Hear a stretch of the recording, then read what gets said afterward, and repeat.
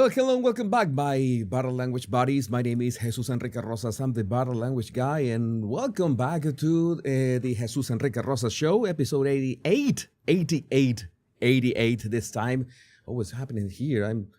My cello is gonna get jealous if you can't see it. So we are live right now. What is this? What kind? This is that I should have told you. I needed like a minute to fix much better this way. So we are live through YouTube and Rumble today. For some reason X did not start, but we're going anyway. We're going live. We're going full Bill O'Reilly as usual. We're also on Spotify, Apple Podcast, Amazon Music, and iHeartRadio, like 1 hour after every show with a number. And also remember to download my 100 battle language tips in the description of this video, and you will be subscribed to my awesome emails as well. And of course, there's no way to start our show without addressing the ultimate, the greatest, the most awesome live chat since the inception of humankind that has ever existed. There we are. Remember that any clever comes. I'm trying to keep an eye on your comments. I will try to keep an eye on your comments. Make sure to highlight. Let me see if I have, for example, I'm going to test a couple of things today. For example, J.E.M.A. or the OG J.E.M.A., one of our mods. I'm going to do this. I'm going to click in add a little star to your. I'm going to test something. This is something to have to keep track. So maybe I'm speaking, I see a great comment. For example, hello, Jesus Nation, says J.E.M.A., and I will test today, adding it to my favorites, and I can afterwards go to my favorites and just see the ones that I highlighted. You know, the kind of thing, the kind of stuff that I usually do on the fly for this show, testing all the time, trying to bring you the best show possible. In this case, I want it to be more interactive. Happens so many times that I see a clever comment with I keep an eye. I'm always cross-eyed, can try to keep an eye on your comments simultaneously. But I'm in the middle of an idea, and I'm not going to, chop the idea into just to comment. But I say, so many comments that I'm missing, and I forget that I have this very clever here. Okay, Kevin Fortson, for example, I'm gonna add Kevin's comment. I could be talking to you. Maybe I see Kevin's comment and I see, right, maybe I will address Kevin in the next pause in the same topic because maybe Kevin's comment is clever, and that I highlight, just add a star, and it will be added to favorites. You know, the kind of things that I want to make this as interactive as possible, and sometimes that's why I sometimes pause and I try to look for comments, and I have to scroll and I lose track of them. So I always forget that I have that option to keep your comments, your awesome comments highlighted, and I can talk about them in the video itself. Jesus, my wife at Kina Starling, says you're welcome. She was flattered that you were thankful for the news stories she sent you. Yeah, you can send me. Thank you, Kevin, and thank you, Kina, by the way. You can send me any stories through email and also through X. That is the best and fastest way to reach out to me for any stories and everything. So make sure that you can reach out to me. If your screen freezes, make sure as SSJB, then Priscilla Manzano, I think Jesus is wearing shorts and Crocs beneath the desk. There is a non-zero chance that I'm wearing Crocs, by the way. There's a non-zero chance that I'm wearing Crocs. So, but I'm not going to elaborate it. Let's not break the suspension of disbelief. Let's not break the actual, the magic behind the show. We're ready to begin today. Let me be sure that everything is right here, and we can just cargo pants and flip flops. It's the Crocs. The Crocs could be on point. Crocs could be on point. Oh no, you're so. No. We might talk about Crocs later, but right now we need to talk about memes. Memes, that are the best way to start our show. One of the best way to start our show is with memes, and one of the best memers or meme creators. How do you say that? One of the best meme support. I've seen this. What? All right, so just keeping an eye on my X Pro dashboard. One of the best meme creators out there is Puerto Rican, and this was, I was laughing. I was laughing a lot with this one. You have to watch this one. This executive order is the fuck around and find out order, also known as the FAFO. This order is for everyone who fucked around and will now find out. Hold it. This is a good one. Is everybody listening? Yeah, we're listening, and we have to watch that again. I had to watch it 3 times because it is so good. Let's listen to that again. This executive order is the fuck around and find out order, also known as the FAFO. This order is for everyone who fucked around and will now find out. Hold it. This is a good one. Is everybody listening? Yeah, we're listening. Yeah, this was a very good one. It was a very good one. The FAFO order. You can imagine that is like a very wide, ample umbrella executive order because it encompasses so many things. And, there are things that are not memes, but maybe some the things that we aspire to. Eric Doherty, how would this do as a Democratic presidential ticket? I don't know how would it, well, I correct myself. I actually do know how would this do as a presidential ticket. I know exactly how it will go. And there's one word for all the Democrats who watch my show. I know that some of you are out there. If you don't make this a reality, you are bigots. If you don't make this your 2028 presidential ticket, then you are racist and misogynist and ableist as well. That just like with Kamala, right? Because you would be against retarded people. This is something that you have to think about. If you're gonna vote blue, you have to make this a reality. I will make sure to make this a reality. By the way, to make this the presidential ticket in 2028. And by the way, I had to share you with this. So daily savings is not a bank. This was. Oh my God. AOC. We could be talking about AOC all day long. I knew I was missing something. Where's my clock? So you can see sometimes, if you could see my desktop, is a bit of a mess sometimes, but still I'm making sure to see your comments right here, on my right side, and my clock. And we need to talk. We need to talk about a very important topic. In this case, the topic that we need to talk about is how we need to ostracize, we have to bully, we need to, let's say, ridicule, we need to, how can I say this without, it's not like I'm gonna get into trouble. What the hell? We need to expose these people. People like, this guy, Jake Tapper. You remember Jake Tapper? Well, Jake Tapper at some point said that, that all this thing of Biden's cognitive decline was nonsense. Let's hear his words, because right now he has just released a book called Original Sin, President Biden's Decline, Its Cover-Up, and Its Disastrous Choice to Run Again. Okay, you cannot make this up. I'm going to play the videos. We have the video evidence with what Jake Tupperware said back then, and then we're going to be talking about Jake, is very clearly a cognitive decline. Okay. That's what I'm referring to. It makes me uncomfortable. You have no this is so amazing. It's so amazing to me that try and figure out an answer. A cognitive decline. Well, you're trying to tell me that what I was suggesting was I think that you were mocking his stutter.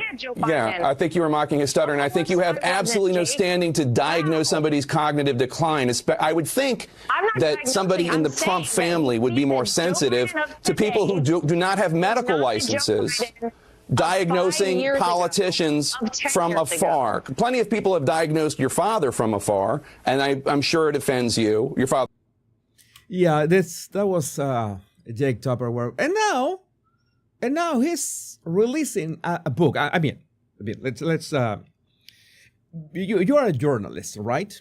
This is some kind of journalistic work. You needed to do the research for how long? For some time, right?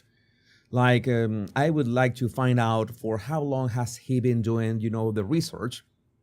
And it's so amazing. It's like he had this card in the moment they chose Kamala, he said, well, I have to do something about this. Maybe the tide story, maybe there's a possibility that Trump can win. And right now that Trump is in power, how a coincidence. I'm telling you,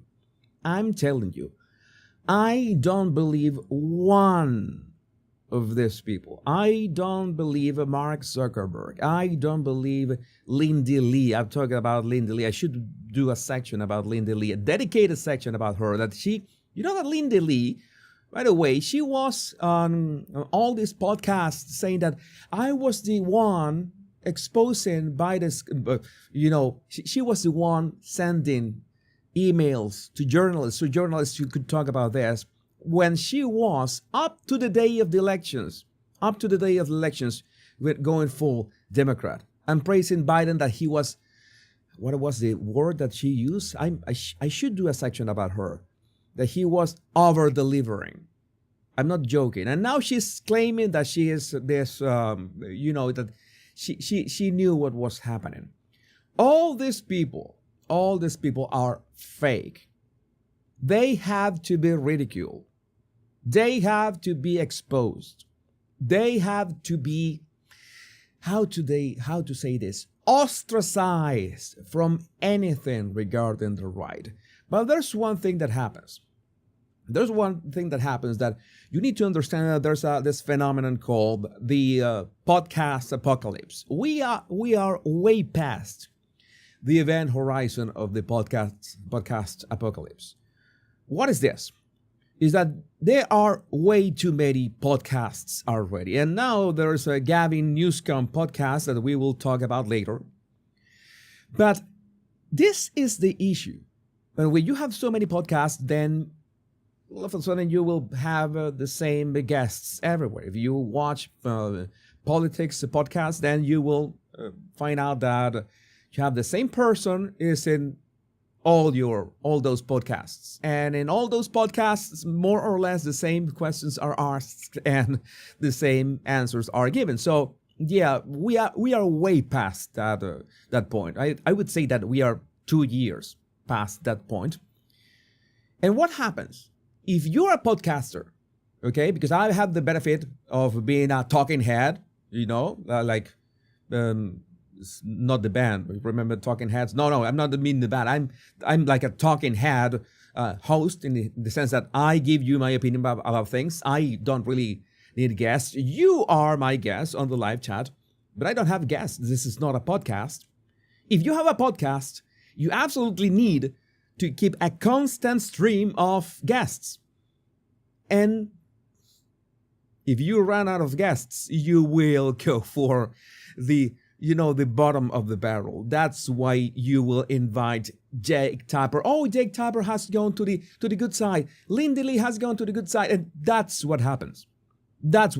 People who have a business, podcast as a business, they ran out of the good guests and they have to scrape the bottom of the barrel. That is all that is happening. But then they will invite anybody who claims to be, I am one of the good guys now, like Taylor Lorenz. I'm pretty sure that many of you don't know who she is, but yeah, she's trying to reinvent herself right now, like all these grifters. So they must be exposed. All these videos, all these records must be replayed over and over again. We need to make sure that everybody finds out about these hypocrites, that all these two-faced grifters. We have to absolutely make sure of that. So whenever you find out that any of these grifters that I might not be aware of, you remember to reach out to me via email or on X. And that will be the best way to say that, but because this is unacceptable. This is unacceptable, the way this guy has tried to, Tapper, then, it's a conspiracy theory to say Biden has cognitive decline. It's a stutter.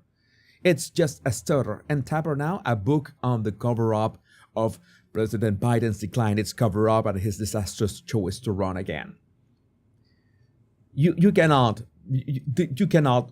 I mean, this is Gavin Newscum's levels of hypocrisy. I mean, this is something that has to be, I don't know. I don't know how these people have the gall to show their faces. But in all cases, we were talking about Joey Reid in the past couple shows. And you see that both Joey Reid and Don Lemon. And by the way, I checked, and yes, I have better numbers than Don Lemon. And Don Lemon had decades of experience as a journalist and had all those years on CNN. And nobody, literally nobody who started on YouTube from 5 years ago, well, here I am, and I have better numbers than him. We are the new media, baby, and we are not going anywhere. Remember that. So this is the thing that must be exposed. And this is, of course, a double-edged sword. I mean, you can also expose me at any time if I have any contradictions. I try, because I know how this works, and I know that the internet is forever. I try to, when I get things wrong, like about Meghan Markle, I make sure to say, well, I got this wrong about Meghan. I got this information wrong about her, or this information wrong about politics. And when I don't know about the topic, I will rest assured that I will tell you. I have no idea what I'm talking about. I'm just my opinion on my limited knowledge of X or Y topic. So that's my promise to you. Meanwhile, here we are. We need to expose these people, and we will make it entertaining at the same time. So make sure to let me know what you think about this in the comments. The live chat. I have more subs than Don Lemon, but the thing is that I would say that nowadays all that you need is a different take, okay, and of course a camera. That's it. So my take is, of course, talking about how people manipulate us, how Jake Tapper wants to, transform his approach to news. They want, I never said that Biden didn't have a cognitive decline or whatever he said. They want to change the narrative, and yes, we have to completely ostracize them and make sure that they are exposed over and over again. And every time they raise their heads on X, then we reply with the clip. Hey, this you, Jake Tapper? This you, Jake Tapper? Don Lemon is a thicko. You are highly intelligent, humorous, and handsome with it. Thank you, K.I. I was watching. I told you that I was going to watch Don Lemon's show. I was watching it today. And the first video that I was watching, he has pretty much the same format. He has a live show, and then he republishes the individual chunks as individual videos. And I was watching his video, his assessment on Trump's opinion on Zelensky. And he was saying, how can Trump say Zelensky is a dictator if the dictator is Putin? And I said that is a false argument. That is a non-argument, because two things can be true at the same time. When Trump says that Zelensky is a dictator, he is not saying that Putin is not a dictator. He has never said that. Okay, that is important. So Don Lemon is making things up. Oh, since Trump said that Zelensky is a dictator, then it means that Putin is not. No, Trump never said that. So that's why, for me, it's so important. It's so important to make sure to analyze what people say and the body language as well, and bring you that. That is the value that that I tried. That's the analysis. Sometimes I have knowledge of certain things, and there's one topic that I wanted to talk about, which is quite important. And that's why we need to address it right now. And one of the hottest topics in the past 24 hours is the 5 million golden visa that Trump wants to, well, literally offer to anybody who wants to come to the United States and become a legal resident and with a path to citizenship. And many people are ultimately having a meltdown over this. ViceGrad24 breaking: Trump announces USA will start selling gold cards in 2 weeks. What is a gold card? He says, we're going to put a price on that card of about 5 million, and that's going to give you green card privilege plus. We don't know what the plus is. It's going to be a route to citizenship, and wealthy people will come to our country. This is we're going to play the video, and then I'm going to tell you a couple things. Very good. We're going to be selling a gold card. You have a green card. This is a gold card. We're going to be putting a price on that card of about $5 million, and that's going to give you green card privileges plus. It's going to be a route to citizenship, and wealthy people will be coming into our country by buying this card. They'll be wealthy, and they'll be successful, and they'll be spending a lot of money and paying a lot of taxes and employing a lot of people. And we think it's going to be extremely successful. Never been done before or anything like this, but it's something that we're going to be putting out over the next, would you say 2 weeks? He says in 2 weeks. There's one thing there was one comment that I forgot to add here, but that's one thing that you should know about this gold card and this initiative of Trump. There's already something like this. I'm going to look for a comment that I saw early today, which is important to illustrate how misleading can this be, because there was already the EB-5 investors visa. What is the EB-5 investors visa? You pay essentially $1 million. I'm going to look for it. I'm going to look for it right here. Right here. Okay. You essentially pay $1 million to be able to create a business in the United States. And I'm going to tell you how this works. I'm going to just making sure. Okay. Because I saw a comment. I think that is one of the best examples of how people are misinterpreting this initiative from Trump. Okay, I'm going to show you in just a second, which, makes no damn sense. Here we are. We can't deport more than 500 people a day at best, says John Cardillo. Why are we even talking about expanding H-1s and selling gold cards for entry? How about shutting it all down until we get some kind of handle on things? John, I answer you. I replied to you on X. You're comparing illegal migrants. You're comparing illegal migrants with people who can invest $5 million in the United States economy. I want to ask you, if you're listening to yourself, for you it's the same an illegal migrant that the United States must deport with a person, with a family who can invest $5 million, which most likely includes their family. And that $5 million will go to, the United States economy and boost the United States jobs. Because the EB-5, one thing that the 1 million investor visa has, this is important to understand, there's a distinction, is that the EB-5, you pay $1 million. That was since 1990, right? It has been like more than 35 years already. You pay $1 million, but there's a caveat. Pay $1 million, but the idea is that you have to invest the $1 million as a business, and you have to guarantee that you have 10 full-time jobs for Americans. This has, a lot of red tape because, you have to guarantee a couple of things to the United States government, like your business is going to be needed, it's actually needed in the United States.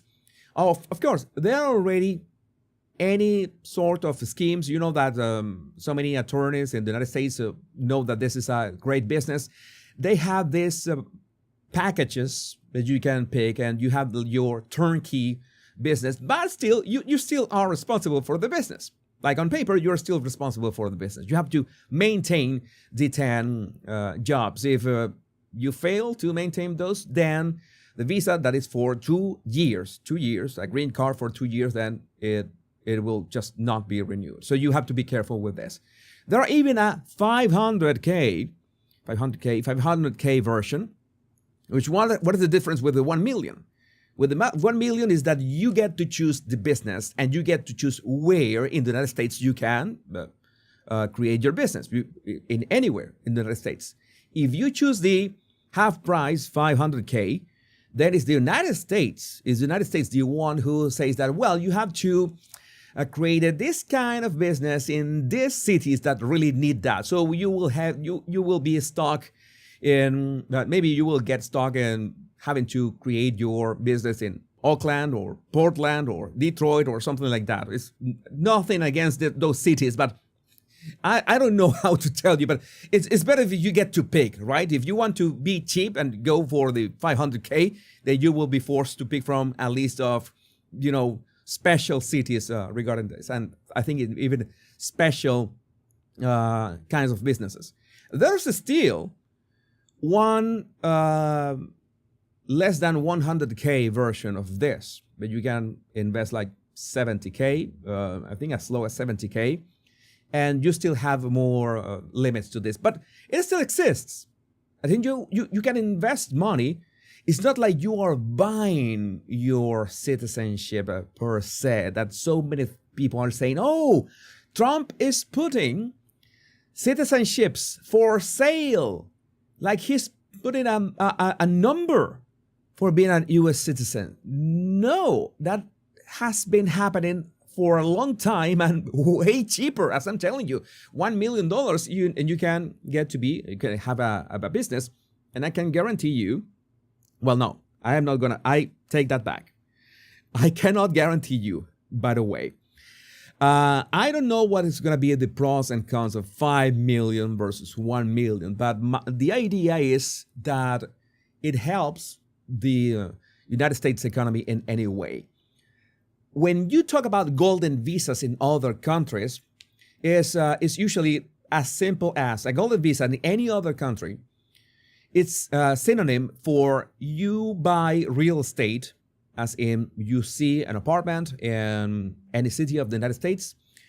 You buy an apartment that is at least, for example, in this case, let's say $5 million. That would be quite an apartment. It has to be New York City or something like that. But in this case, it's gonna be huge. It's gonna be quite a crib. But in all these countries, you can invest 500K. I think that I don't remember one of the islands of the Caribbean have this schemes, and that's it. You invest $500,000 on an apartment. You don't have to take care of a business. You don't have to create jobs. You don't have to do anything with that. You just have to buy the developments from this list of developments. You buy your apartment. That's it. You have a golden path to citizenship. That's how this works in other countries. I don't know if that is that is Trump's intention. But the idea is that he's going to say, he said that on that video, that this should lead to creating jobs. It's not that, okay, you're going to just, in other countries, by the way, the golden visa means that you don't even have to pay or buy real estate. You essentially are paying the government the money. You're putting the money on, you're paying the government of this, I don't know, I don't remember if San Martin had this at some point. I could be wrong, but it's as simple in those cases. I'm pretty sure that regarding Trump, he wants to make a better version of the EB-5, which is, again, this is $1 million. But again, this is not as easy in the case of the EB-5 as, okay, I'm a millionaire, and I'm going just to get myself a green card. Remember that there are other options that are way cheaper. And you could remember that when Elon Musk was first going for his visa status, he didn't go for the investor visa. In fact, he went for the OB1. I think it was Obi-Wan? No, Obi-Wan is the character from Star Wars. I think this is 01 visa, right? I forgot. But the O1 is you're extremely talented, even maybe in arts or in business, or you are an astounding celebrity in some regard, and you can opt for that as well. So there are these many options, but I think that Trump wants to especially attract investment. I don't have any idea if that is his plan, but it makes sense because you want people coming to the United States and bringing money to the United States and paying taxes in the United States and creating jobs in the United States. That is a win-win situation. Now the question is, what are you giving these people that are putting $5 million for a golden card? Pretty sure that it covers not only them but their families. But maybe instead of waiting 5 years for citizenship, it's going to be only 2 years for citizenship. That's going to be a trouble because, again, what does it mean having a citizenship in a country? And there was a very interesting discussion about this. It was a very interesting discussion and started by J.D. Vance. And I'm gonna show you this. During my Senate campaign in 2022, I met an Ukrainian-American man in Ohio. He was very angry about my views on the conflict and my desire to bring it to a rapid close. You are trying to abandon my country and I don't like it. And Vance replied, Sir, I replied, your country is the United States of America, and so is mine. I always found it offensive that a new immigrant to our country would be willing to use the power and influence of their new nation to settle the ethnic rivalries of the old. Again, if you're leaving your country and you are asking to be a citizen of another country, it makes sense that you pledge, loyalty to your host country. That's what makes sense, right? One of the most important parts of assimilation is seeing your country as the United States of America. It's part of the bargain. If you're welcomed into our national family, you ought to look out for the interests of the United States. That makes sense, right? Or if you are an immigrant to any country, you should, you put that country's interest in front of, or more important than the country you left. That should make sense in many ways. Okay, I know that it's not that black or white, but it makes sense. You know that it makes sense. I know many immigrants who have the right perspective, and I'm grateful to them. For example, I met many Ukrainian Americans during that campaign and since who agreed with my views, or at the very least asked the right question. What is in the best interests of the United States? And there was this tweet from Geiger Capital that put that in a very easy frame. Geiger Capital: assimilation is very easy to understand. If the United States got into a war with the country you or your family immigrated from, who would you fight for? Who would you fight for? If the answer isn't the United States, you have not assimilated and are not loyal to America. It's a good thing that nowadays there are very few countries that would decide to enter in a conflict with the United States. And at the same time, if you come from the few countries that could enter in a conflict with the United States, it's most likely that you would automatically side with the United States. It's highly likely. It's something that I would say that 99 times out of 100. But this is interesting. This is an interesting discussion of what does it mean to become a citizen of a country. Who are you pledging allegiance to? Regardless if you paid $5 million or you enter for free because, well, you have proven through high capacity visa, that you have capacities, that you have skills and abilities that would be useful to the United States, and it will essentially you will essentially just pay for the process of the visa. Don't have to be an investor or anything. But if you become a citizen of the United States, in this case, what does it mean from a morals and ethics perspective?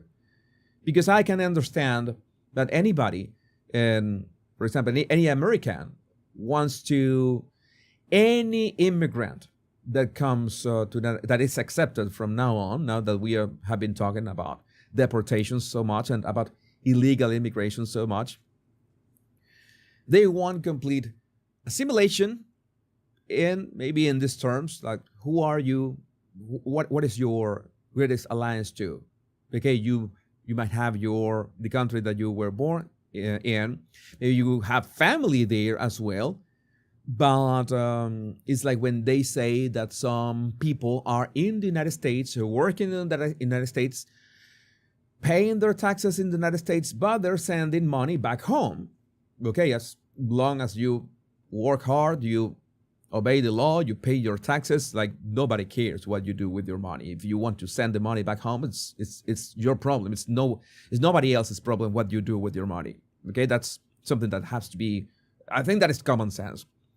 But in the case of thinking, okay, what is the best interest? Because it's not the country that you left, it's the country that you're in. And I, as an immigrant myself, well, that applies to me as well. I try to be very fair, and sometimes that has gotten me into trouble. But you know that common sense nowadays, it's in low supply, and people can get triggered by many stuff. So people getting triggered by Trump's 5 million visa offering, when a similar offering and way cheaper offering has existed for 35 years. So yeah, it's a bit silly. It's a bit silly in many ways. You have to understand where all this comes from, and he wants to attract wealthy individuals. And at the same time, you know how so many people are Bernie Sanders-y, and they don't want anything to do with wealthy people bad, when Bernie Sanders became a wealthy person himself thanks to selling anti-capitalism books. But you get the point. Oh, we don't want wealthy people. Wealthy people are sketchy. Well, tough luck, because it's the wealthy people who sometimes they know how to do business and they know how to invest money, and any country wants those people in their roster. But I would like to know, what do you think about this, that's initiative in the comments. So I didn't have many chance to read your comments. My DNA is English, Welsh, and Scottish, but I am an American through and through. Yeah, it happens a lot. Let me see. Seems like it would be easier to go through the military projects to gain citizenship. Is that a thing? You can do that. I got 2 passports, so I can have interest in both countries as well. Yeah, that's another approach, John Cartier. By the way, that is something that I think that in general it depends, because the United States passport is it is my understanding that once you get, if you're a United States citizen, you cannot have a double citizenship with other countries. That's what I understand. I don't remember that. It is my understanding, it's my stance that if you from anywhere else, if you're for Latin America, for example, you need a second passport ASAP. Like that's something that is a given. It's something that is my recommendation. Is my recommendation that you get a second passport ASAP. And if you can get 3 passports, well, the more the merrier. Why, Jesus? I don't know. Maybe I got too obsessed with those James Bond and spy movies. And by the way, Amazon just bought the rights to do whatever they want with James Bond. And we James Bond is going to be a black lesbian, right? James Bond is going to be a it's totally going to be a black lesbian. I don't know, but you know that Jeff Bezos did a great shake-up today at the Washington Post. I didn't have time to schedule. Maybe I can look for that afterwards to talk about that topic. But should be interesting to see if he's willing to do the right thing about James Bond. Everybody knows. You know it. I know it. Henry Cavill is your guy. Why would you look anywhere else? That is silly to think that anybody besides Henry Cavill should be the next. Oh, that he's too old already. He's not. He just needs to sleep and take his vitamins, and I know that he could do 3 or 4 movies easily. Henry Cavill is your guy. Don't look anywhere else. But basically, no. We're gonna have a black lesbian. Yeah, we're gonna have a black lesbian as No, Jesus, they're gonna sideline James Bond for Moneypenny. Oh yeah, of course. The all bait and switch. Oh man. Yeah, Bond, Jane Bond. My pronouns are they, them. Oh my God. No. This is. Yeah, it's like Veronica says. I am a U.S. citizen. I love this country and I respect the law, but my heart bleeds daily for the native country pain. It's inseparable. Nothing can change it. Yeah, that's one thing. I think that affects the people differently in many instances. It can affect you in many ways. I think in my case for Venezuela, it's a bit of complex because you know that, you always have a nostalgia, but for the times you live, maybe not the places. And maybe I could elaborate on that, but we need to talk about Venezuela in this case. We have a hot topic about Venezuela. Because, Venezuela is a hot topic nowadays because it seems that the Venezuelan president, Nicolas Maduro, it's more like a Venezuelan tyrant because everybody knows that in Venezuela, both Nicolas Maduro and Hugo Chavez have stolen the elections past, 20 years or so, something like that. Let's say 15 years. Let's say 15 years to be a bit graceful.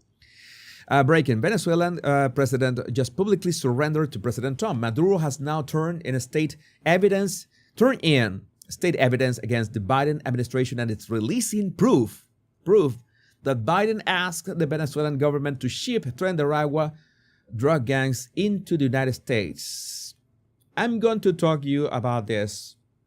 I know how all this works in Venezuela. I know what was happening in the United States. And I know why. I have an idea why Maduro is making this move right now. I don't think this is in English, but I'm going to listen to this and try to translate at the same time. Okay, this is muted. So unmute. Querido utilizar la campaña de la administración Biden sobre el tema del Tren de Aragua. Yo sobre eso tengo una posición muy clara. Le digo al presidente Donald Trump, con respeto, pida los informes de los últimos 4 años del FBI y la DEA. Hey, asking Trump to ask for let's say, all the research and all the intelligence of the FBI and DEA to realize that it's the Biden administration was the one who facilitated all these Venezuelan gangs into the United States. So that would be very easy right now, having control of the FBI if they haven't turned those those documents to shreds. By the way, why hasn't the Epstein list been released? Big question. De las oficinas en Colombia, para que ustedes vean, presidente Trump, quiénes financiaron, quiénes movieron, quiénes dirigieron al famoso Tren de Aragua, quiénes lo llevaron a Colombia, quiénes lo llevaron a Estados Unidos. Y pidan los informes verídicos para que sepa que aquí en Venezuela nosotros derrotamos, desmembramos y acabamos con ese grupo delincuencial violento. Well, he's saying the first lie. We defeated the Tren de Aragua. No, you don't. If you're a tyrant, if you're a dictator, if you're a tyrant, you will never defeat any any gang. No, you will use those gangs to your advantage. So that is a lie. That is a complete lie. Okay, the fact that those gangs were moved through Colombia into the United States has a lot. Well, it's very plausible, especially because Gustavo Petro is the president of Colombia, and Gustavo Petro is another effing commie MF. Okay, so it wouldn't be that hard to imagine that he was a guerrillero as well. It wouldn't be that hard to imagine that he cooperated with Maduro to get from Colombia those people into the United States through the southern border. It wouldn't be that hard, especially if you also had the cartels in that southern border with Mexico, and you had not only AMLO, Manuel López Obrador in Mexico. It would have been really easy because all of them are the same communist cockroaches. It's very easy. So no surprise in here. Que pretendió utilizarse desde Colombia con lazos profundos con la antigua administración Biden para traer terrorismo a Venezuela. Si algo se puede decir del terrorismo del Tren de Aragua, extinto Tren de Aragua, es que querían atacar con terrorismo las ciudades del país. Y nosotros lo evitamos, mira. Is that they wanted to attack with terrorism the cities of Venezuela, and we prevented that. No, they essentially negotiated with them. You know, this is Venezuela is basically a war between factions. It's like a Latino Game of Thrones. Okay, you have the Maduro faction, you have the other faction that we could say that is the Diosdado faction, and the terrorist faction of the gang factions. And all of them, have their slice of the pie. And they decide that, okay, you're going to have this slice, you have this slice, and you slice, and we try not to mess with each other, right? And that's how it works in Venezuela, and has worked wonders because, they cooperate with the drug trade and the human trafficking, and, of course, hosting terrorists from Hezbollah and Hamas and all these Middle East terror cells. All of that is happening in Venezuela. All of their cooperating. They're making tons of money. They're stealing all the profits from the oil. And no, as long as we don't have the weapons, then this is not going to change anytime soon. It's going to change anytime soon. So this is going to continue. Right now, why Maduro is doing this? Why would Maduro be doing this? And this is the real thing. Maduro would do this because he knows he stole the 2024 elections. Everybody knows this. Everybody knows this. It's very, very simple. Everybody knows this. The whole world. Maduro knows it. Trump knows it. Europe knows it. Everybody knows that. All right? That is not a secret to anybody. So he needs to buy some kind of time. He knows that the problem is that Venezuela right now is not that important as many people can want to believe, especially Venezuelans for the United States. But still, Maduro knows that he has to buy time for himself or buy the grace for himself. And he's willing, to expose the previous administration that facilitated all these gangs into the United States. And Trump would say, okay, I have two options. I have the option, the first option is if that intelligence, if that was a fact, if that actually happened, then I can expose that, and I can expose how corrupt and even judge these people for treason.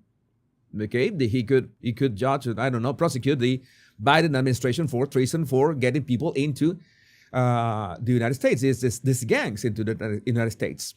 Okay, you can prosecute people for treason because of that. And that would be, if Maduro cooperates with Trump for that, then that will be, essentially, Maduro will be buying himself time because of that. Okay, I give you this information. This is going to basically destroy some of your political opponents, and you leave me alone for 1 or 2 years. Do we have a deal? So this is the kind of things that you do. This is these kind of things that you do to protect yourself. What do you do? Maduro, I told you a couple of times, he had this problem inside Venezuela. Had the problem of the Tren de Aragua. It's very hard to control. There's people with, very heavy weaponry. And he said, well, I cannot control the Tren de Aragua. What do? I offer the bosses of the Tren, los pranes, the bosses of this gang, I offer them a deal. I'm going to help you go into the United States, so you infiltrate, so you do crime, so you go for your crime stuff in the United States, which will be much more profitable. And maybe you can even collaborate with the cartels of Mexico. I don't know. I don't know how that works, but that's an excellent idea. And Maduro said, okay, there are people of the Tren de Aragua inside these Venezuelan jails, and there are people outside. He released so many criminals of this, all the thugs from Venezuelan jails, and helped put all those people in the United States. But of course, in the United States, somebody had to be holding the door open. And that somebody was the Biden-Harris administration. It's that simple as that. Why? Because I've told you that the more chaos you have in your country, in your cities, the easiest is to control people. So that's how it has worked. And now Maduro gets to get the Tren de Aragua back and gets to expose the Biden-Harris administration. So he basically is winning twice. He was winning the first time during the Biden-Harris administration, getting rid of the Tren de Aragua. And now he's taking them back. We don't know what he's going to do. He's not going to punish them. That's for sure. But maybe he's going to give them 5-star treatment.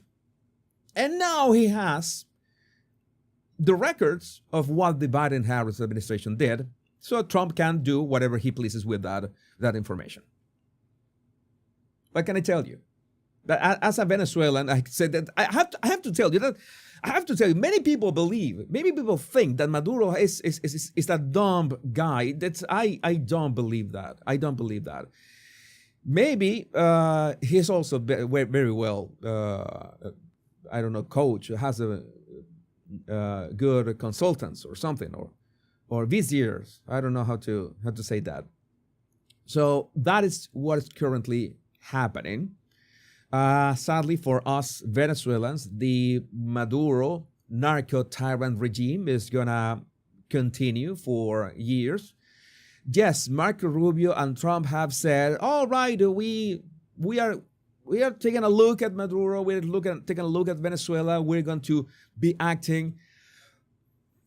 But everybody knows there are priorities for the United States right now. Like everybody knows that, no, Venezuela is not a priority for the United States. And Maduro is, quite intelligent, using all this, making sure to use all this to buy himself some time. Maybe 1 year. Give me 1 year, don't touch me 1 year, and then when we can talk about this. And sadly, this is the current state of affairs. And wait, Jesus, does Venezuela got a VIP prison? VIP prison. Yeah, it's like those are like resorts. They have everything. Have discotheques, they have restaurants, they have they have the equivalent of Starbucks. They have everything.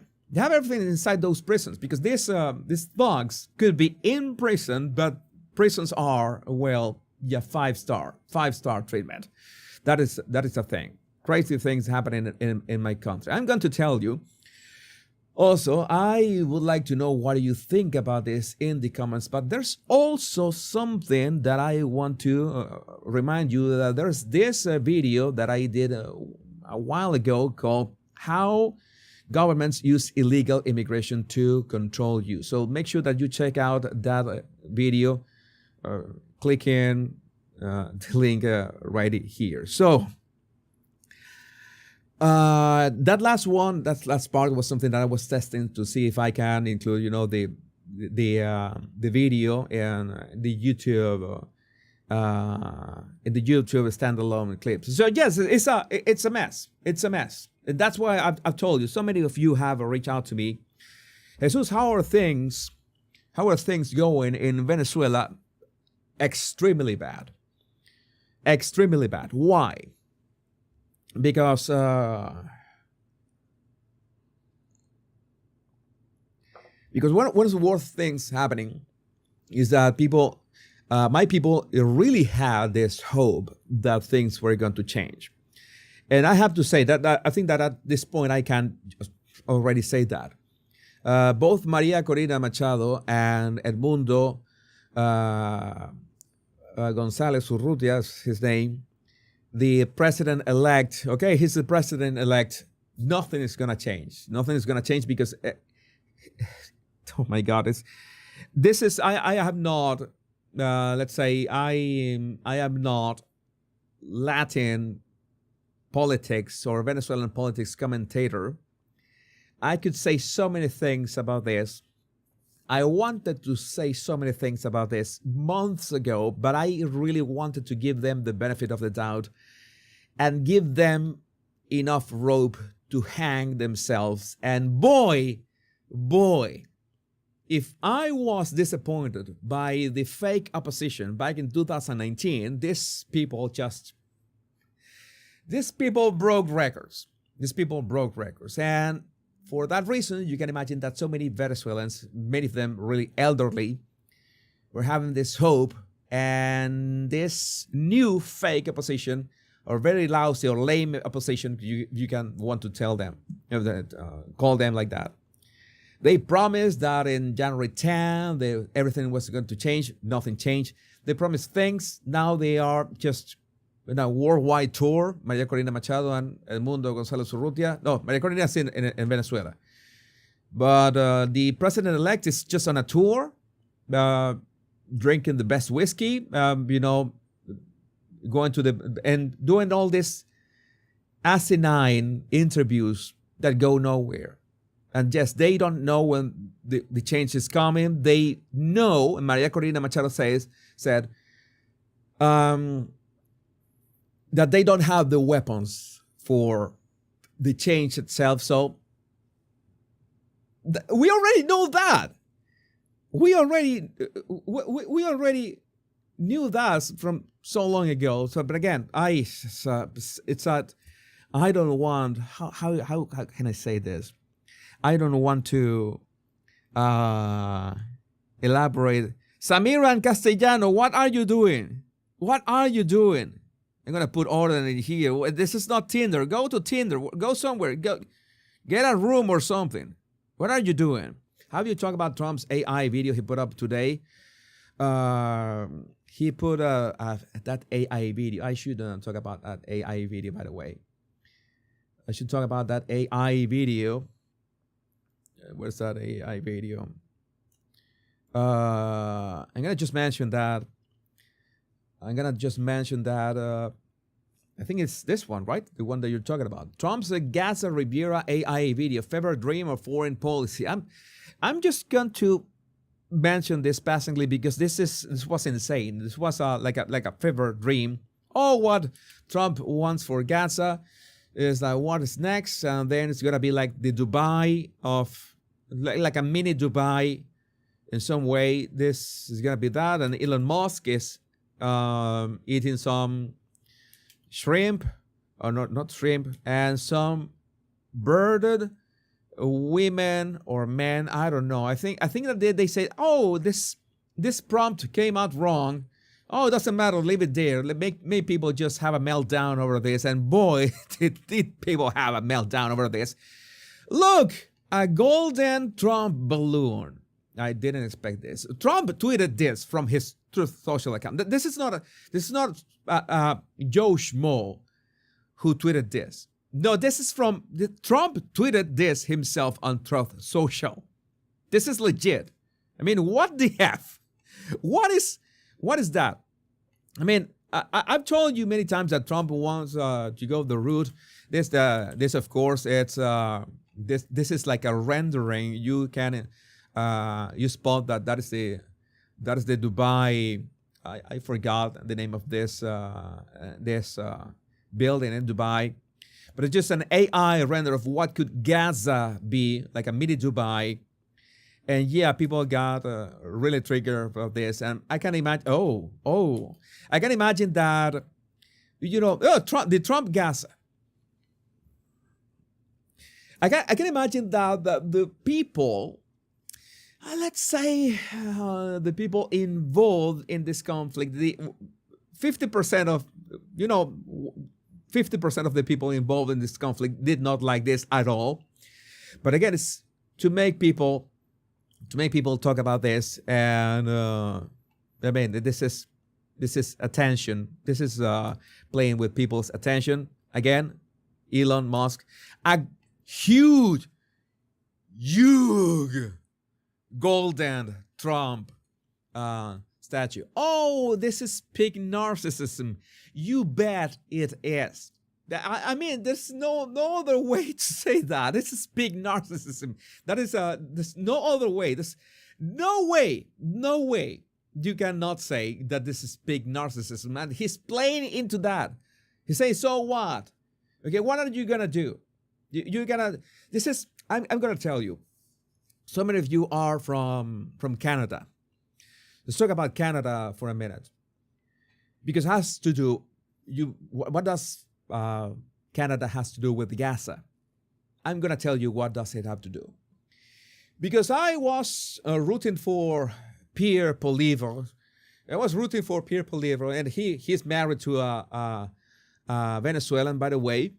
I think, okay, they can change. I'm rooting for him. You remember that Pierre Polievre had this video, he eating an apple and absolutely demolishing the person that was interviewing him. It was great.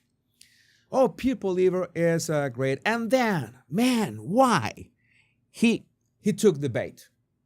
He took the bait. You remember that Trump was talking about, oh yeah, Canada is going to be the 51st state, and he was telling that Trudeau was the governor of the 51st state.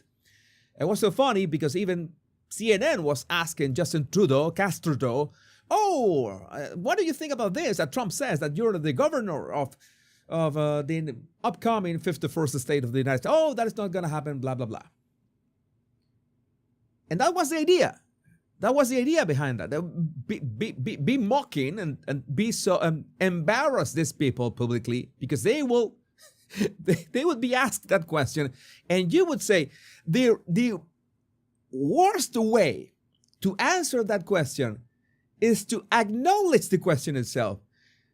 I would say if I was maybe if I'm not Canadian, not living in Canada, if I was in their shoes, I would say, oh, well, you know how President Trump's sense of humor is next to legendary tier. Let's see if if it matches his negotiation skills in this tariff war in this case. You dismiss that.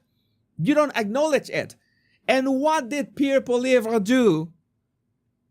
He acknowledged that. Oh, Canada is never going to become the 51st state. Man, why? Why would you do that?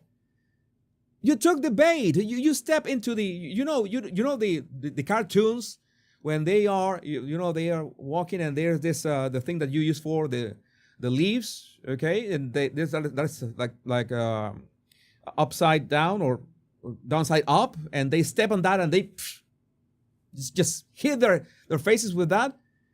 He did exactly that. Why? Why would you say, in this speech, no, Canada will never become the first state? That is stupid. That is stupid. That is falling into the person's frame. And that was not meant to you, Pierre. That was meant for Trudeau. That was meant for Justin. But you took the bait. That was so sad, man. That was so sad.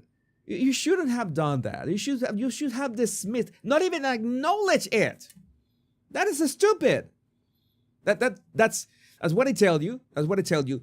Trump does this kind of things, so people react, and if you react, you lose. It's that simple, because you are falling into the person's frame. He put something outrageous. That's why They really did not care about leaving the bearded belly dancers in there. Leave that. Make people talk about that. And people are talking about the bearded belly dancers. That's what he wants. Let's distract people with this. I talk like this. I talk like this because I find it so baffling. I mean, I am, as usual, as when I was talking about the Royals. I'm still talking about the Royals. I always told you, I am the new kid on the block. I am the less knowledgeable man in here, a royal commentator, whatever you want to call it. And it is impressive to me that in this case, I'm perhaps the less versed in politics. I really have not cared about politics. I know manipulation. I know narcissism. I know how all this works. I know how that works. That I know. And then I find out that Trump is like the world's greatest troll. Like this is, oh, how narcissist. That is the idea, to make people talk about. What are you going to do about that? Is that going to harm the international relations? Is that going to harm something? No, they're going to be talking about Gaza. They're going to be talking about how do we fix this? How do we fix Gaza? Regardless of, well, that Gaza right now is basically a tent city, should be reconstructed. And, well, it's the kind of things, that's what I tell you over and over again, that when somebody tries to provoke you and they try to make you react in some way, you have to stop and think if you're not falling into their frame. All right? You don't want to fall into their frame. You want to spot, okay, this person wants me to react or overreact in a certain way. That is usual. That's normal. And again, you can use that for good as well. That tactic, every strategy in here in itself is not bad or good. You can use that. It's like a hammer. You can use a hammer for good things to build, or you can use a hammer for not good things. Maybe,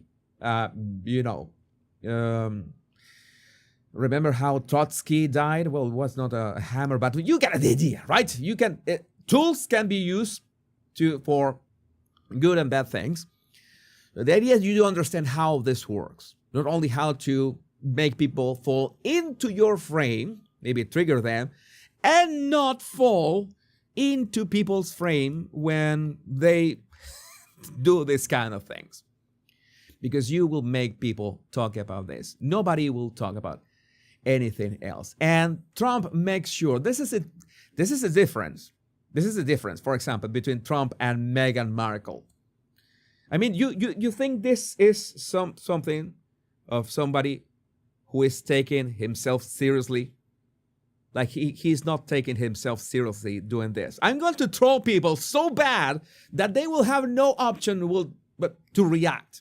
Okay, but Meghan Markle, on the other hand, she takes herself seriously. Like self-awareness is over over 9,000 in that regard. So that's why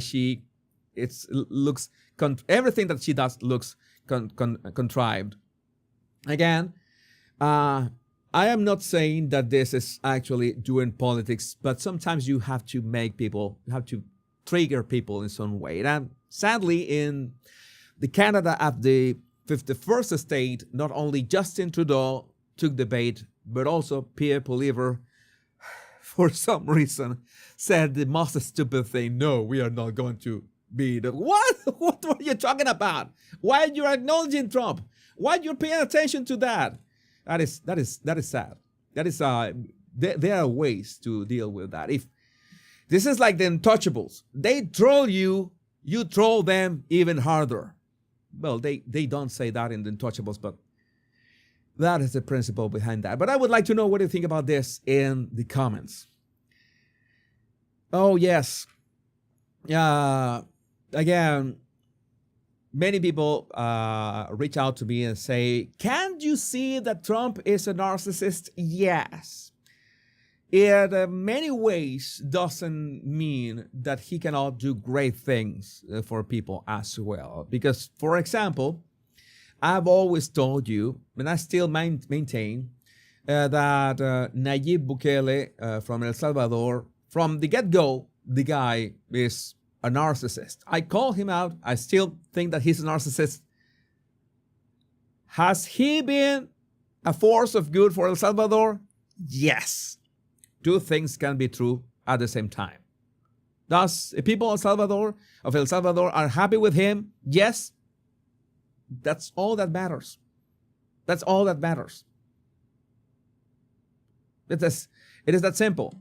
So, by the way, if you are in anything remotely related to show business, and I'm telling you, I could be that I am part of show business, but nowadays, even news are entertainment.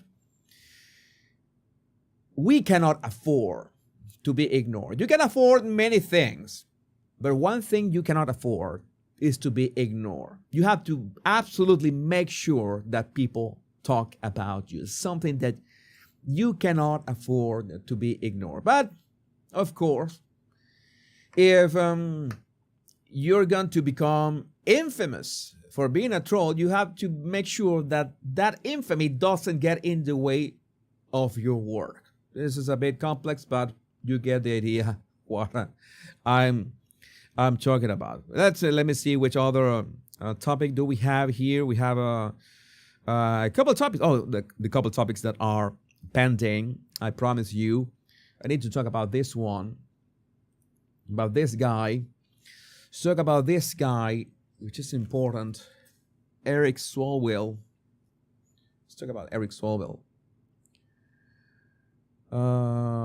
Yeah, one of the problems is that nowadays the terms narcissist, ADHD, autism, gaslighting, there's so many terms, not even the manipulation, but in general, psychology terms that people throw in, well, not to mention Nazi, fascism, that people like mention so many times that they have lost their meaning, and that is sad because some of those terms have very specific meanings. I tried not to do that myself. Yeah, better powerful and narcissistic than effeminate. Oh my God, that is for Castro Doe. That is Castro Doe. Wait a second. That is Castro Doe. And, well, now we have to talk about this guy. We need to talk about Eric Swalwell, who panics, thanks to Nick Sortor for this.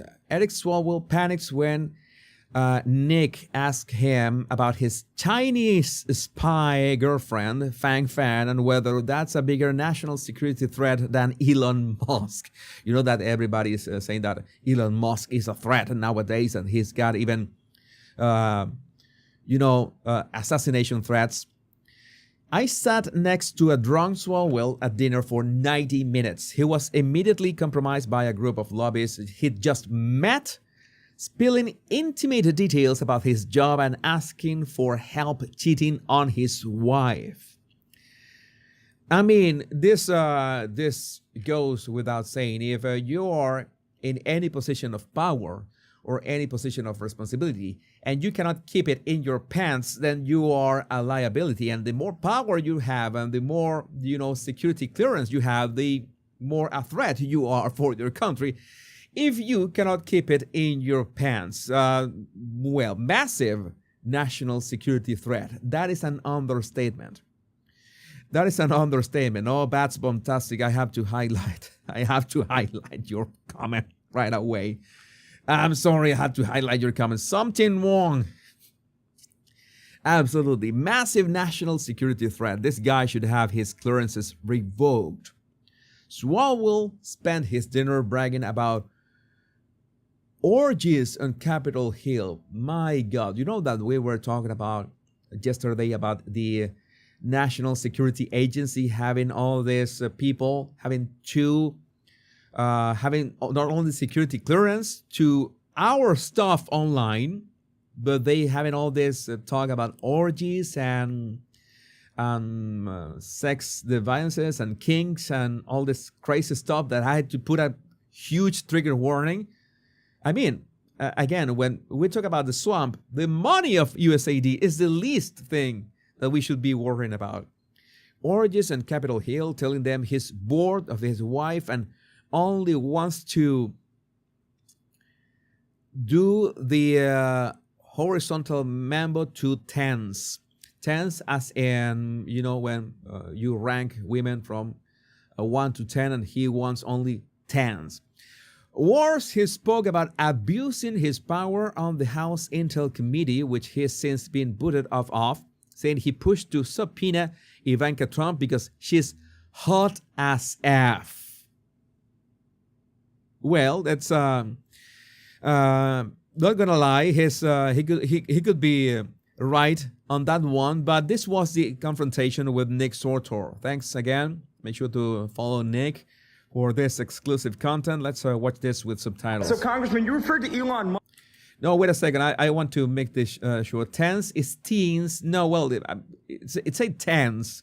Tens as in, if he meant teens, Nick wrote, I'm pretty sure that it meant tens, as in, you know, really, really gorgeous women. That is the original meaning. I want to believe that. But you know, you never really know with these people. So, Congressman, you referred to Elon Musk as a fascist at some point and alluded to him being a national security threat. Do you see that more of a national security threat, you sleeping with a Chinese spy, than transparency in the federal government?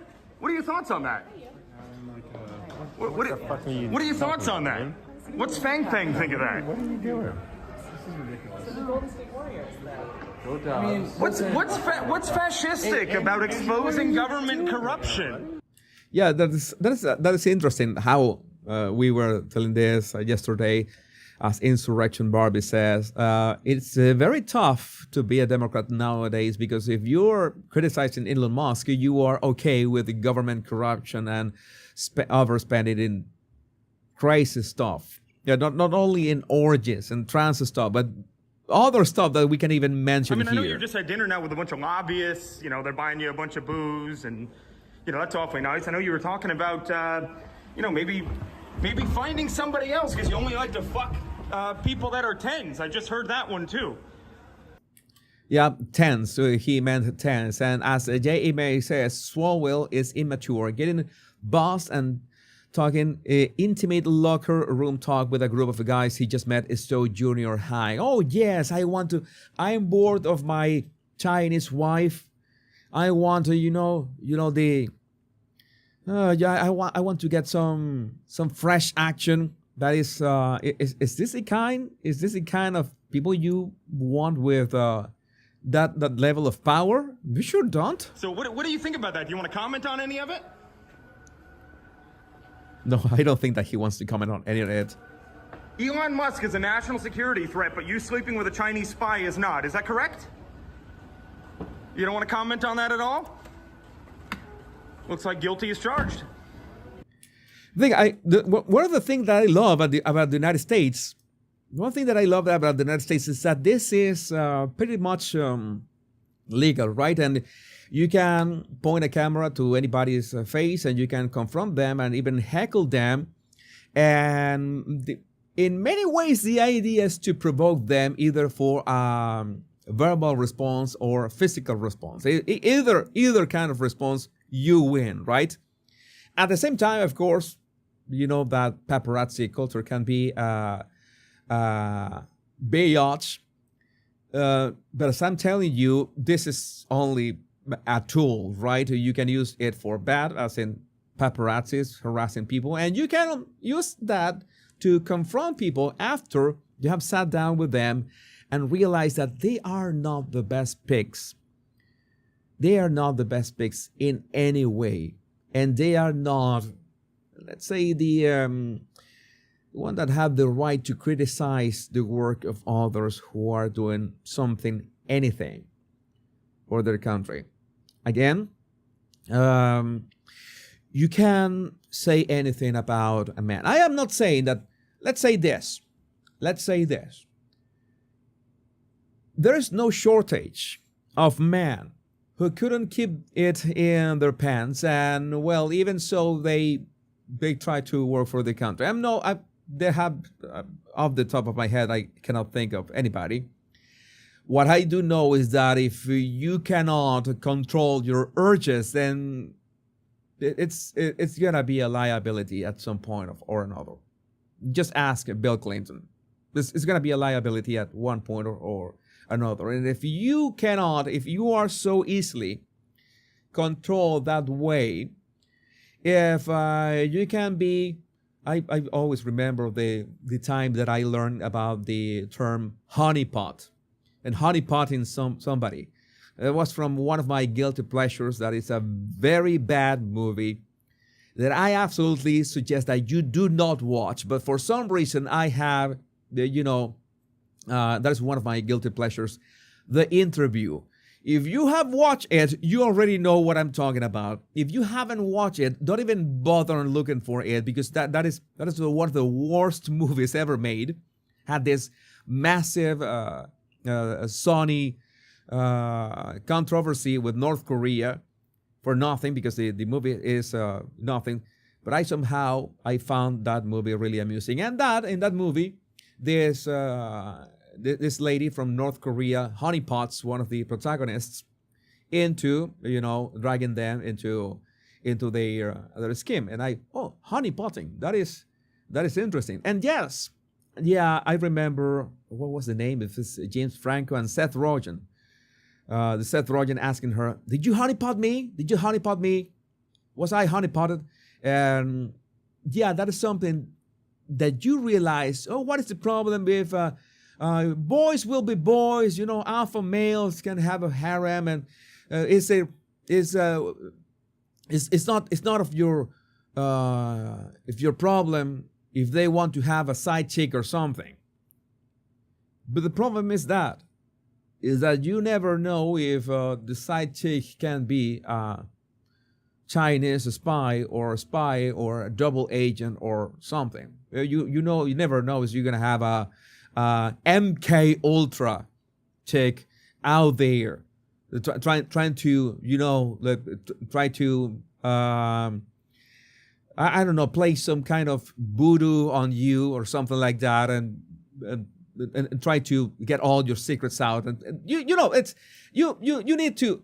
have to make sure that the people that are working for any nation's interest, for your nation's interest, cannot be corrupted, not by money, not by punanis, not by what else. There are many other things, other ways that people can be corrupted. I'm going to just mention those two because you already have the idea. Well, as usual, I would like to know, what do you think about this situation in the comments? Can we talk about men not being able to control their urges, or they are allowed to do whatever they please? Or what do you think about this? Let me know in the comments. Oh, yes. Planting bugs. Power is the ultimate aphrodisiac. Henry Kissinger. Oh my God. Yes. If we could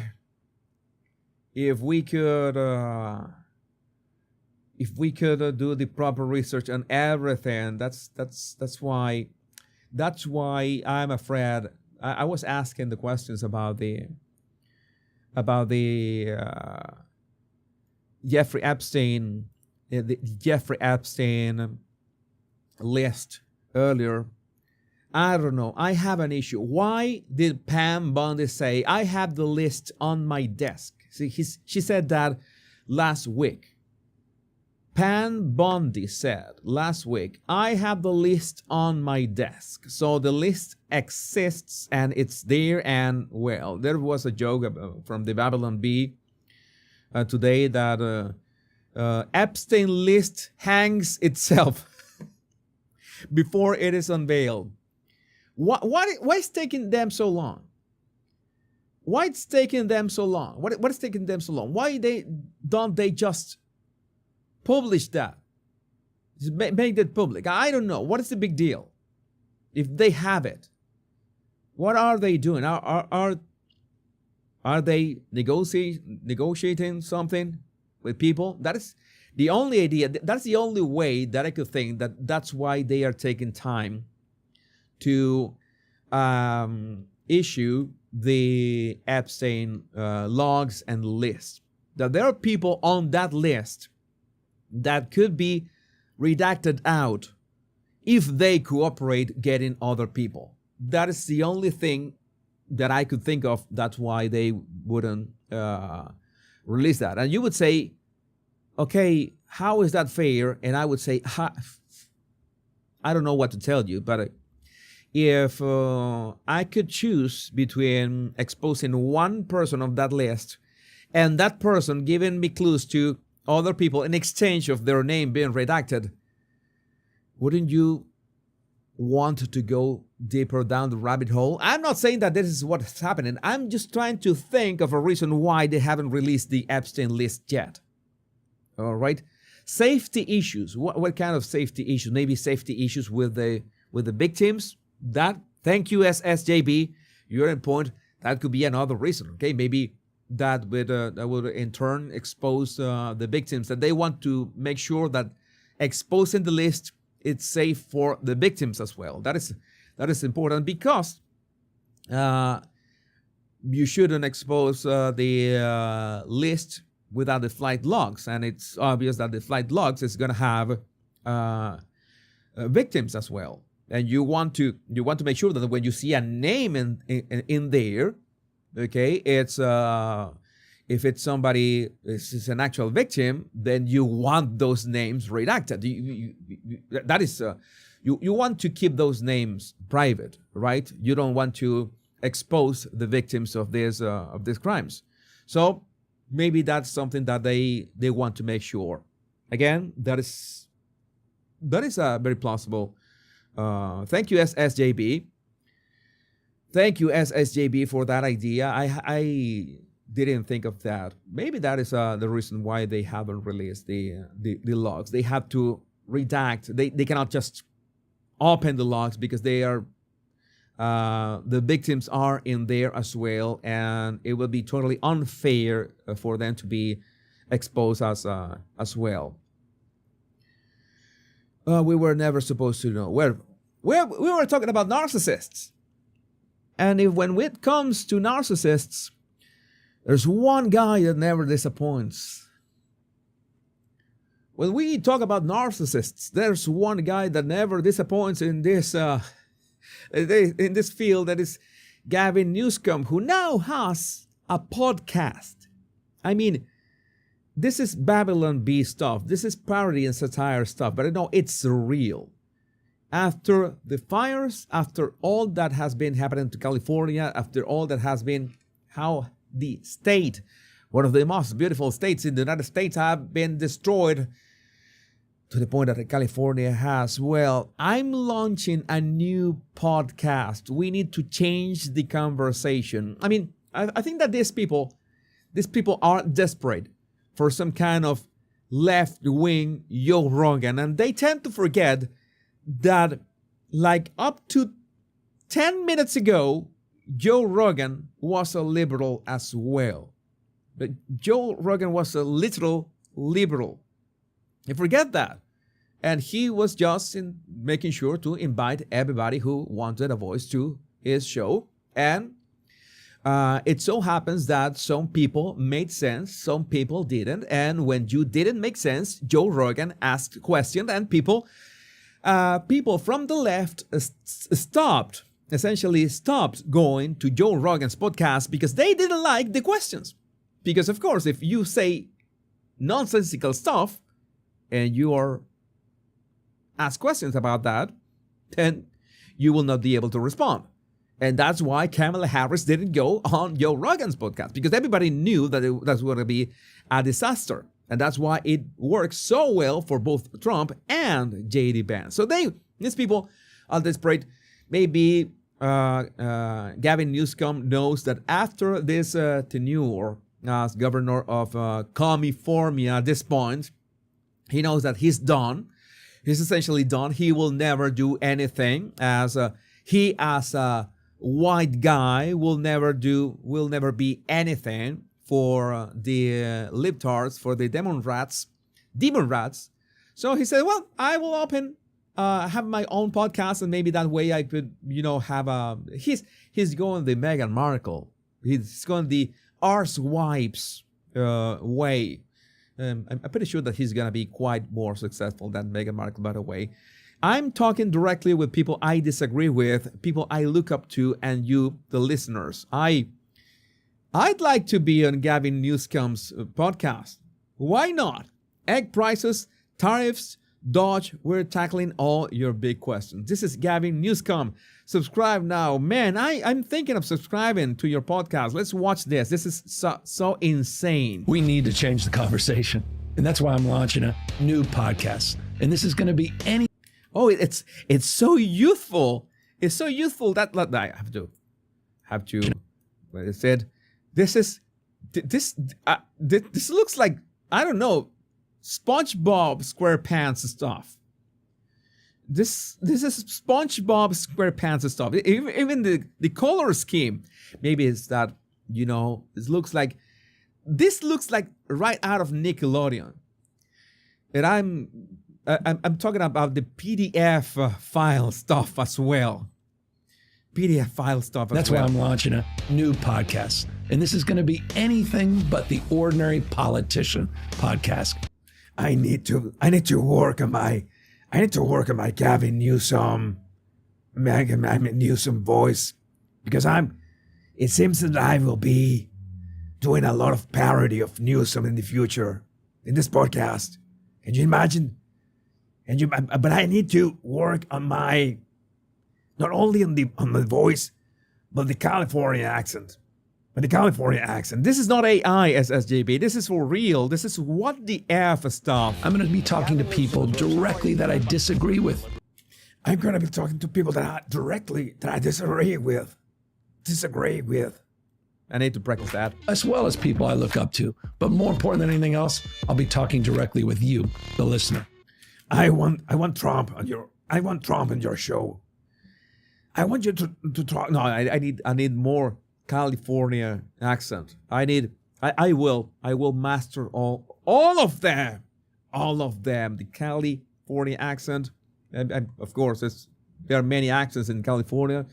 I need the Brooklyn accent as well, the Manhattan accent. I know there are many accents in. Right now, I sound more like the Miami accent. That is something that goes natural to me, But let's keep real conversations. What's going on with real conversations? And he does he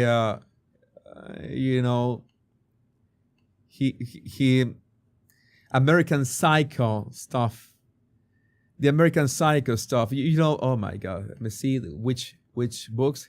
He's got a California book, of course. Is this what? What is this? Drives? Genius of Lifetimes? What is this? A book that says American? I think that Meghan had these books as well. America, I'm gonna find out which books. I'm always very curious. This looks like, says that Ghana, where Karen Bassey went. What? No, I think I'm making up stuff. I don't see the rest of the books in here. I think there's maybe we can find a clearer picture of this. And well, this. I have no words. This is well, I think it. By the way, it's like it is crooked. By the way, this is just a tad over the banana. It's stuck to the wall with Dr. Tape. But well, let's continue. What's going on with the cost of eggs? What's going on with the cost of eggs? So relevant nowadays. Why is everybody talking about eggs? Don't you remember that Biden killed? How many chickens did Biden kill? Like 100,000 or 100,000 million? I don't know. What it's an obscene amount of chickens that Biden killed, and nobody talks about that. Everybody, oh, the price of eggs. How many? I'm going to ask Perplexity right now. I'm going to ask Perplexity, how many did, how many chickens did Biden kill? And while Perplexity does things, we continue here. What are the impacts, real impacts to you around tariffs? What power does an executive order really have? We have Wikipedia. We have YouTube for all that, Gavin. We don't need, but we accept your offer of a podcast, because that way, well, we politics content creators will have more ways of mocking you. So be my guest. Let me see. More than 147 million birds, including chickens, turkeys, ducks, and geese, have died. What? The culling was done to prevent the spread of highly pathogenic avian influenza, bird flu. 147 million birds. It was, according to White House Press Secretary Caroline Leavitt, the Biden administration and the Department of Agriculture directed the culling of over 100 million chickens. So that's nobody talks about that. Nobody talks about that. That, of course, if you cut the offer of a product, of a service, the price is going to go up. That is basic economics. You don't have to be Thomas Sowell for that. And what's really going on inside of Doge? Look, there's an onslaught of information that we take in. So let's take it to the sources without the typical political mumbo jumbo. In the first few weeks, we're going to be sitting down with some of the biggest leaders and architects. I want to see his interview with Elon Musk. If you don't have Elon Musk, oh, your show is nothing. It's dead on arrival. In the mega movement. This is Gavin Newsom. What is this? What? No. I want to know which. I have all this, and which one is this? Which logo is? Do any of you recognize this logo? I don't have this logo. I don't have my podcast and this logo. I have my podcast. I have this show and all these logos. But this, if you can tell me, if any in the audience can tell me which logo is this, it would be really grateful. Oh my God, no! This is Nickelodeon stuff. This is Nickelodeon stuff. Why? Why would we need another podcast? Why would you need a podcast to know about Elon Musk's Pandora? Thank you, Miss Black Cat.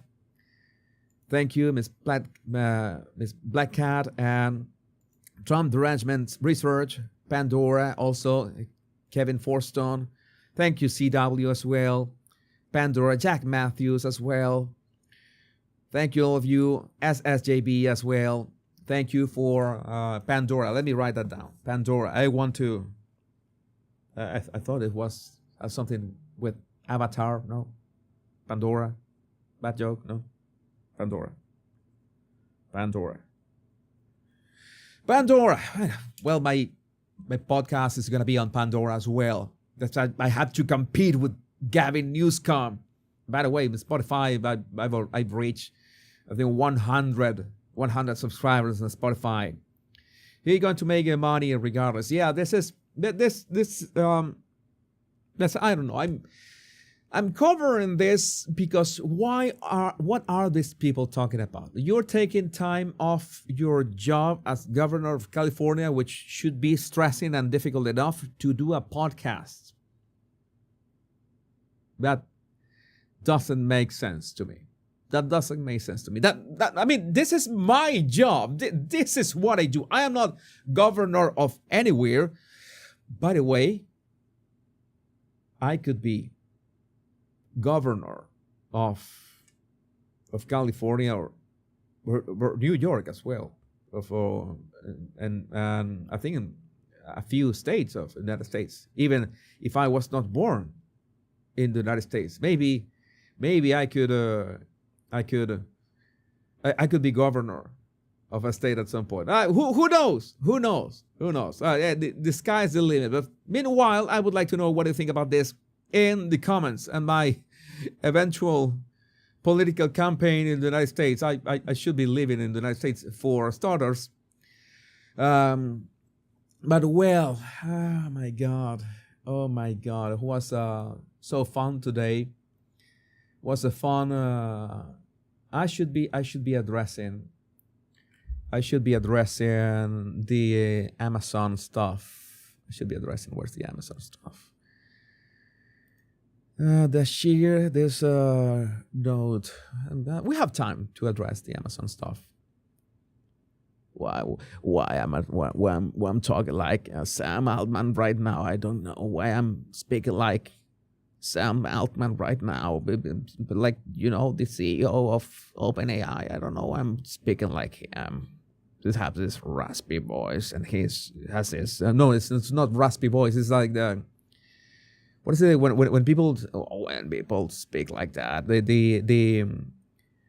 It's not raspy voice. It's another thing. You know how Sam Altman, right? He speak like this. Has the what is the name? How is that called? Vocal fry. Thank you, Cafe. The vocal fry of Sam Altman. He speaks like this when he's talking about ChatGPT. We have this, and we're working through AGI, and our work with this is so advanced right now, and we're trying to beat Elon Musk to this, and well, and you know, yeah, and that could be Gavin interviewing Sam Altman. Oh, I have to practice that. I have to say that. I have to practice that. Let me see if we have time to.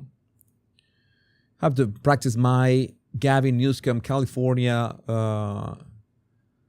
voice, and my Sam Altman vocal fry. You know, I already have my Meghan Markle Valley Girl accent.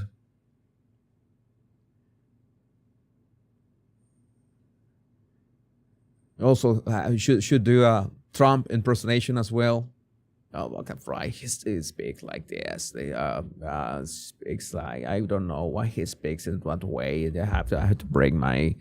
Oh my God! My vocal cords were fried by AIDS and.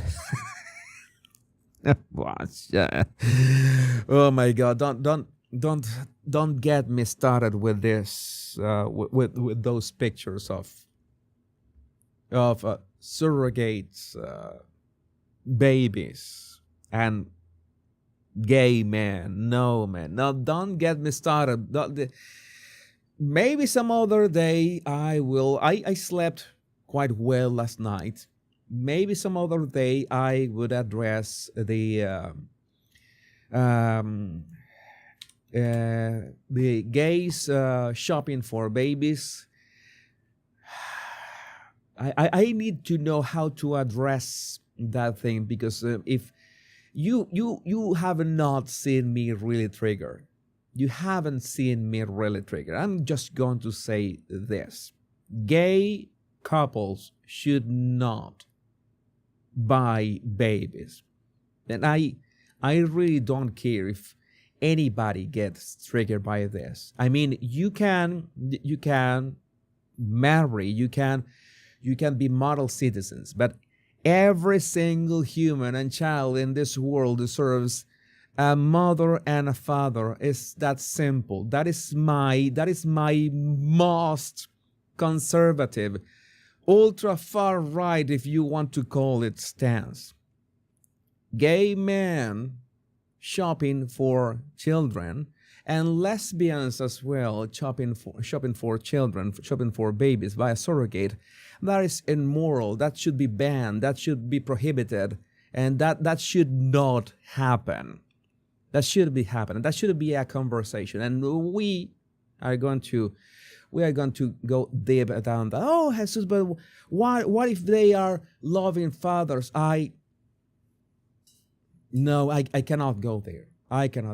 No, man. That's where I draw a line. Oh, what if we apply the same as anybody? What about when there could be mothers and fathers that are that can even torture their kids. Send them to the gallows. Make gallows great again. It's that simple. But in principle, gay couples, lesbian couples, no, you cannot have babies, like literally, or you cannot shop for them.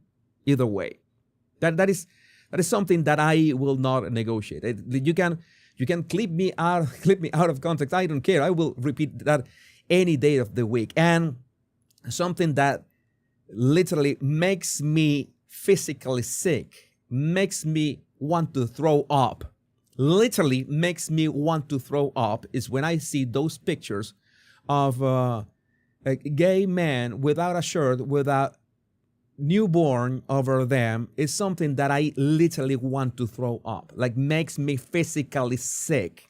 Again, something that it's when we talk about something immoral and degenerate, I cannot think of something worse than that. Some people call it human trafficking. Some people say that we shouldn't call that human trafficking. I think that is human shopping. You're shopping for babies. And the fucking question that everybody asks, come here closer, because we have to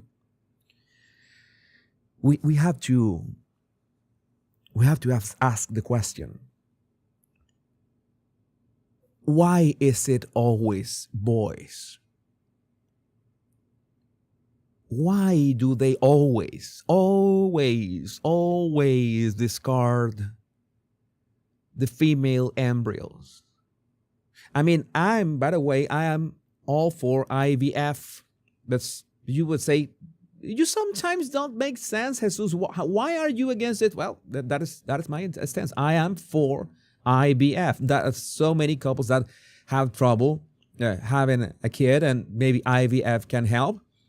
At some point, I will talk why I support IVF. I don't think that 150 cells in journal, which is an embryo.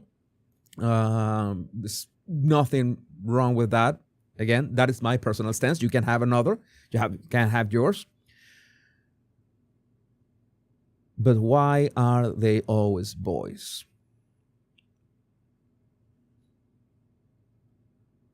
Why are they always boys? Fuck's sake. Oh my God. Those uncomfortable questions. Let's talk about Amazon. Let's talk about something less demonic. Something less demonic. And well, I'm gonna read Jeffrey, not Jeffrey Epstein, but Jeffrey. Okay, for example, Princess Dumbarton says discarding embryos is murder. I respect your opinion, Princess Dumbarton. I even highlight your comment. As I respect your opinion, what I believe is very personal opinion, is that 150 cells, an embryo of 150 cells, that's just 150 cells. 150 has very little differentiation. But again, that's something that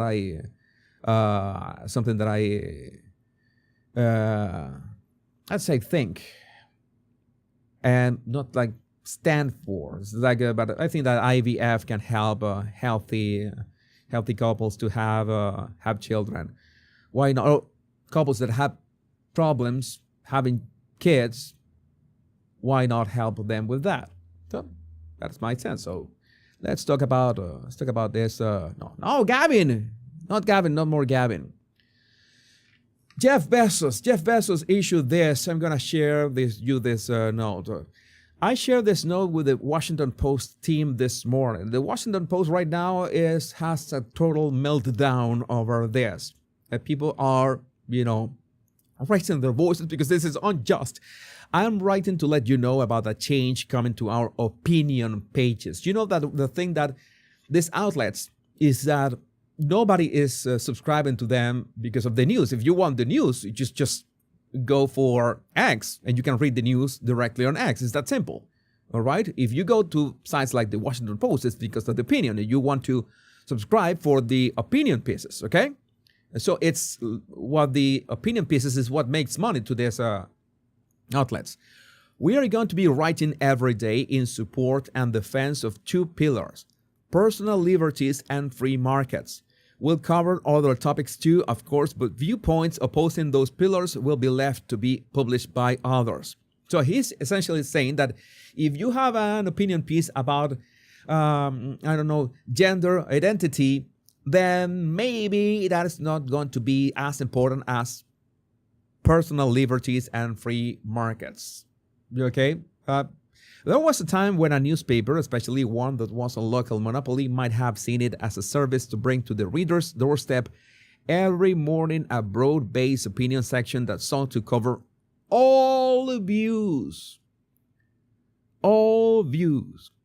Today, the internet does that job. Yeah, the internet. And he knows that people are just, when you go for the App Store, whether it's in Google or it's in Apple's App Store, you would see that the number one news app most likely is going to be X, okay, formerly called Twitter.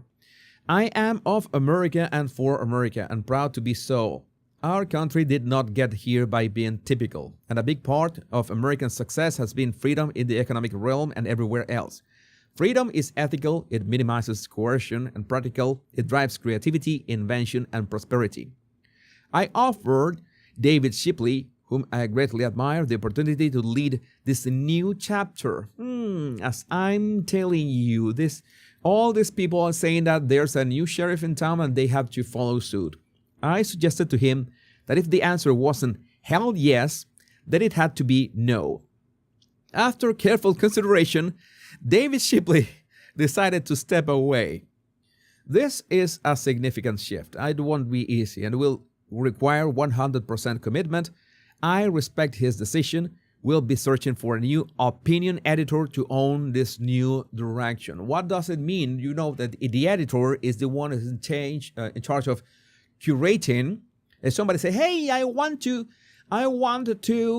write an opinion piece on those trans operas in Colombia," all right, go ahead, write that opinion piece and we'll publish that.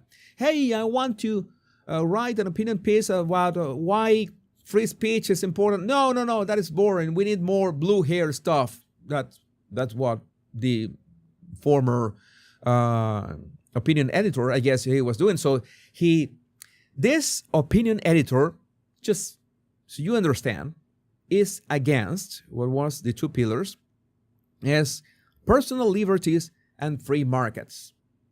He's against that. Oh, free market. Capitalism. Brother. Free markets. No. We need more. We need more AOC stuff. We need more Bernie Sanders stuff. We need more socialist, Marxist stuff. We need the intersectional gender studies with Marxist studies. No, man. No. Jeffrey has been really clear about this. And David decided to step away. This is a significant shift. It won't be easy, and it will require 100% commitment. I respect his decision. We'll be searching for a new opinion editor to own this new direction. I'm confident that free markets and personal liberties are right for America. You don't say, bro. You don't say. It's, capitalism. How would have you, I don't know, how do I say that? How could have you built Amazon if it wasn't for free markets?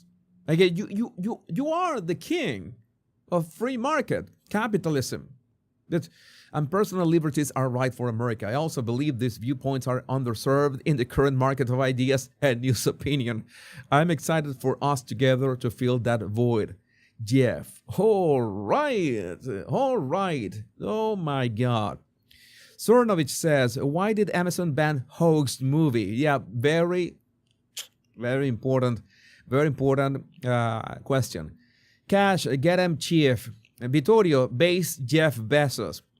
And then you see the people, this is the last straw. Jeffrey Evan Gold, we'd cancel your subscription. And Heidi, writing about liberty is your last straw? Do you even hear yourself? Oh, personal liberty and free markets, that's a bridge too far. And yeah, they have to include the Trump goodbye meme. These people, you see, who is this guy, by the way? Who is this guy? Jeffrey Evan Gold, attorney, legal analyst on CNN. Of course, he had to be. That's physiognomy is never. Physiognomy is always on point. Oh, the last straw. George, still not reading WAPO until I read an article apologizing for lying about the Russian collusion hoax and renouncing the Pulitzer. Very good tweet. Behind the tweets, George. The Washington Post is the official newspaper of the government. What? It shouldn't have any opinion page at all, as public officials aren't allowed to write opinions. What? Let me see. This is a bit of an odd take. What makes you think it's an official newspaper of the government? It literally says Washington. What? This must be trolling. Has to be trolling. All right. No, so this is the current state of affairs with Jeff Bezos. This is a complete meltdown at the Washington Post. All the blue-haired whales are, screaming at the top of their lungs. What is next? What is this fascism? Why is America becoming a fascist state? And that's why they are. That's why they are having this meltdown. I'm not gonna lie, it's wonderful to watch. But I would love to know what do you think about this in the comments. Let me know what do you think in the comments. So, oh my God, we reached the exact 2 hours today. And really thankful for all your comments. Today has been great for us, Common Sense Crusaders. And well, changes for the show. No changes for the show in the foreseeable future. But let's see. I need to tell you something. I think I forgot. Well, maybe if I remember, I will let you know tomorrow. Well, my body language buddies, my name is Jesus Enrique Rosas. I'm the body language guy. And until we meet tomorrow on episode 89, remember the most important words: much love and bliss. Take care. Be safe. I love every single one of you. Bye-bye.